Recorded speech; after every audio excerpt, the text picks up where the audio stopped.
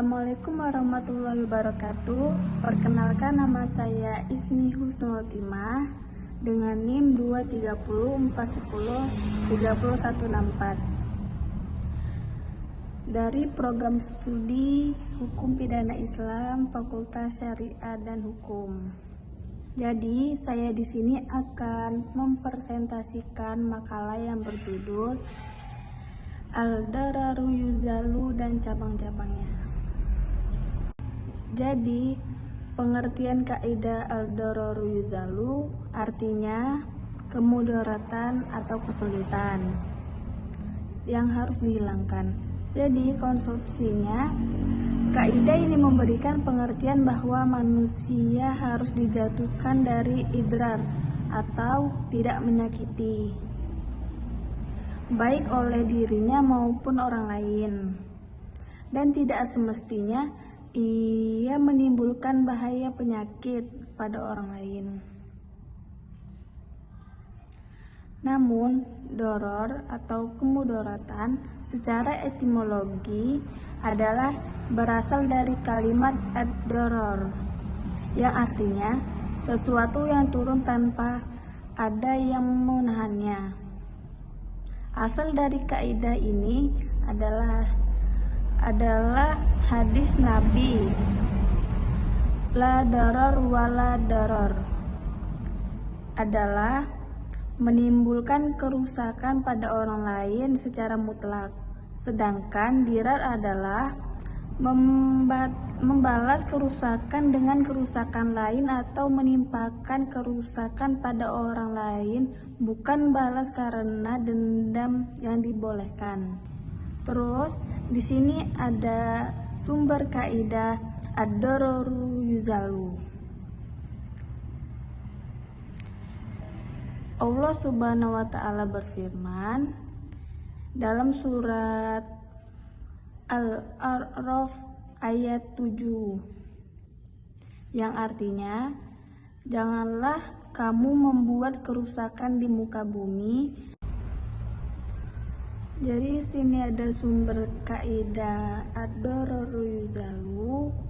Allah Subhanahu wa Ta'ala berfirman dalam surat Al-A'raf ayat 7 yang artinya, dan janganlah kamu membuat kerusakan di muka bumi sesudah Allah memperbaikannya, dan berdoalah kepadanya dengan rasa tekad atau tidak akan diterima dan harapan.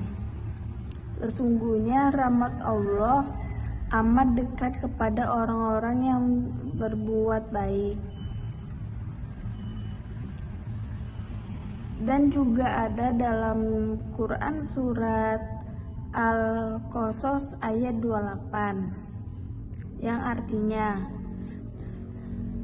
dan carilah pada apa yang telah dianugerahkan Allah kepadamu negeri akhirat, dan janganlah kamu melupakan kebahagiaan ini dari duniawi, dan berbuat baiklah kepada orang lain sebagaimana Allah telah berbuat baik kepadamu, dan janganlah kamu berbuat kerusakan di muka bumi.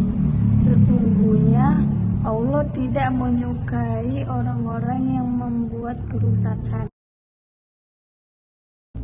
Lanjut dengan kaidah yang ketiga yang artinya, apa yang diizinkan karena adanya uzur, maka keizinan itu hilang manakala uzurnya hilang. Lanjut dengan kaidah yang keempat yang artinya, kemudahan itu tidak dapat digugurkan dengan kesulitan. Contoh penerapannya, seorang yang terpotong bagian tubuhnya, maka tetap ajib baginya membasuh anggota badan yang tersisa ketika bersuci. Seseorang mampu menutup bagian auratnya, maka ia wajib menutup aurat dengan sesuai kemampuan tersebut. Lanjut dengan kaidah yang kelima, yang artinya keterpaksaan itu tidak dapat membatalkan hak orang lain. Maka sabda Rasulullah SAW dalam hadis riwayat Bukhari dan Muslim, yang artinya, apabila aku memerintahkan kepadamu suatu perintah, kerjakanlah semampu, dan apabila aku melarang kamu sesuatu perbuatan, tinggalkanlah. Contoh penerapannya, berkumur dengan mengocok air yang berada di dalam mulut sampai ke pangkal tenggorokan dan menghirup air lewat hidung dalam melaksanakan wudhu adalah disunahkan. Tetapi dalam hal itu dilakukan oleh orang yang berpuasa.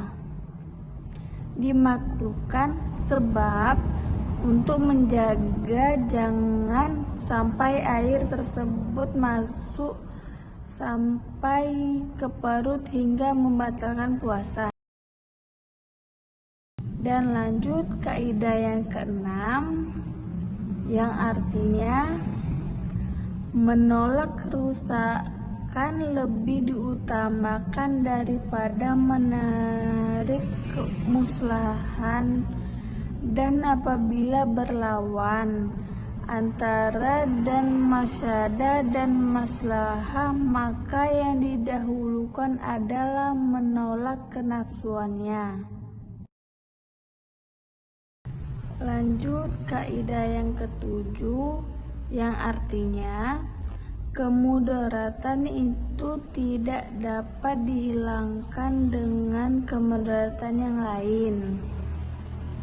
Maksud dari kaidah ini ialah sesuatu yang berbahaya tidak boleh dihilangkan dengan suatu bahaya lain yang setingkat kadarnya bahayanya, atau yang lebih besar kadar bahayanya. Oleh karena itu, untuk menghilangkan suatu bahaya disyaratkan harus tidak menimbulkan bahaya lain jika hal itu dimungkinkan. Apabila tidak memungkinkan, maka bahaya yang ditimbulkan harus diminimalisir sekecil mungkin. Di antara aplikasi kaidah furu ini, Imam Al-Suyuti banyak memberikan contoh-contohnya dari kasus yang berkaitan dengan kaidah ini agar menjadi jalan yang bisa digunakan untuk menganalogikan permasalahan-permasalahan lainnya. Contoh penerapannya, apabila ada dua orang bersepakat untuk bersama-sama atau syirkah menempati rumah yang masih tidak mampu melakukannya, maka salah satu yang lain tidak boleh memaksakan untuk ikut andil dalam melakukan pembenahan dan perawatan tersebut. Lanjut, di sini ada pendapat ulama tentang kaidah yuzalu dororu. Para ulama berbeda pendapat tentang perkataan doror dan dirar, yaitu yang pertama, Al-Husaini mengartikan ad-doror dengan bagimu ada manfaat, tapi bagi tetanggamu ada mudaratnya.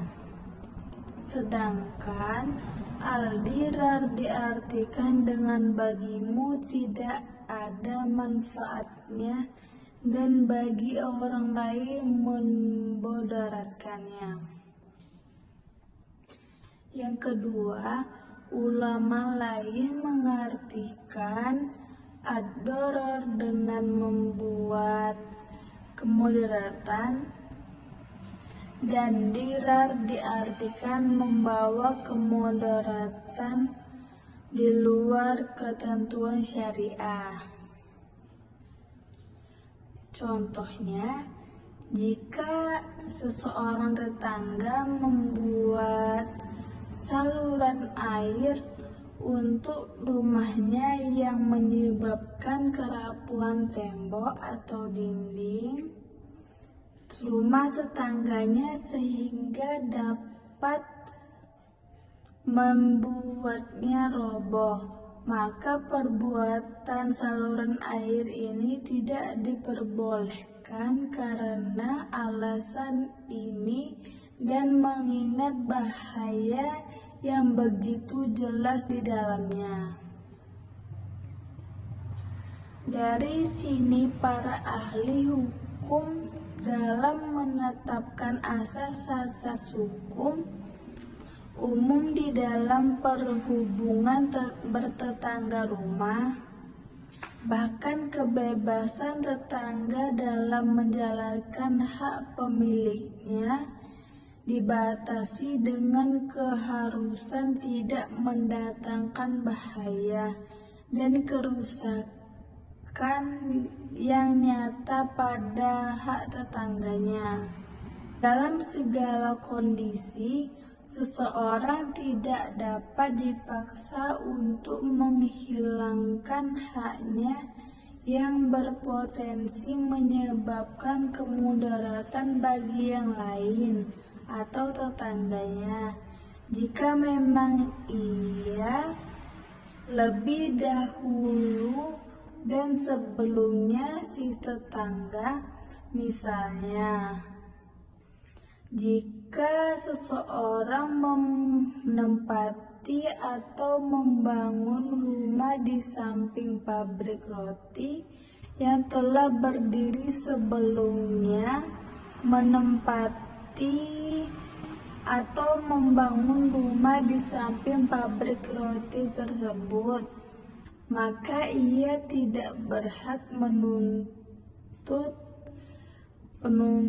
pabrik tersebut dengan alasan efek negatif yang diterima darinya. Hal itu dikarenakan ia sendiri yang memasuki wilayah bahaya dengan keinginan dan pilihannya sendiri. Diambil mudaratnya yang lebih ringan di antara dua mudara, artinya apabila suatu perkara yang tindakannya menyebabkan suatu bahaya yang lain dapat dihilangkan kecuali dengan satu tindakan bahaya lainnya yang salah satu dari kedua bahaya. Sekian presentasi dari saya dari makalah yang berjudul Ad-Doror Yuzalu dan contoh-contohnya. Jika ada kata-kata yang salah, saya minta maaf, dan kepada Allah saya mohon ampun. Wabillahi taufiq wal hidayah, waridho wal inayah. Wassalamualaikum warahmatullahi wabarakatuh.